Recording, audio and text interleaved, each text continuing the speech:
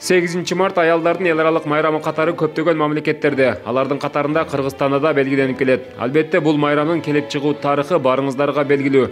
Кыргызстандагы тарыхына токтолсок, 1925 жылы Кара Кыргыз автономиялуу облусундагы Дыйкан Батырақ аялдардын биринчи облустук курултайы ишин аяктап, ага Кыргызстандын аймагынан 105 делегат дайындалып, жыйын Пишпек шаарында өтүп, биринчи аялдар клубу негизделген.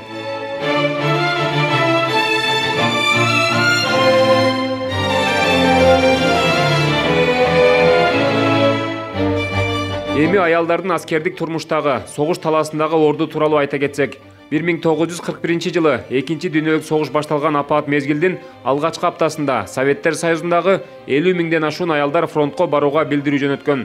Согуш жүрүп жаткан учурда жалпы жонунан 500 миңден ашуун аялдар согушка катышкан болсо, алардын 80 миңи офицер айымдар болушкан.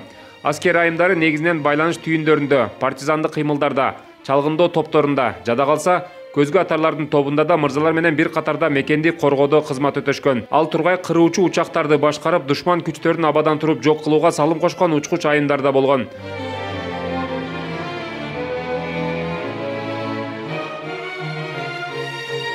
Башка аялдар болсо аскердик госпиталдарда, тылда, завод фабрикаларда мырзалар жасай турган оор жумуштарды аткарып, ошол эле учурда согушта жарадар болгондорго кан берип, донорда болушкан. Бүгүнкү күндө да биздин аскердик турмушта айым аскер кызматкерлеринин орду чоң.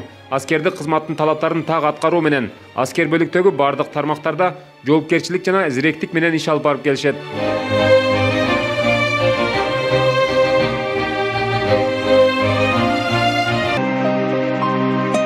Урматтуу Түштүк Батыш оперативдүү командачылыгынын айымдары, сиздерди 8 март аялдардын эл аралык майрамы менен жалпы командачылыктын мырзаларынын атынан чын жүрөктөн куттуктайбыз. Аял бир колу менен бешикти терметсе, бир колу менен дүйнөнү терметет демекчи. Аскердик жумуш менен аялдык турмушту айкалыштырып, куралдуу күчтөрүбүзгө да, үй бүлөңүздөргө да талыкпай кызмат кылып келесиздер.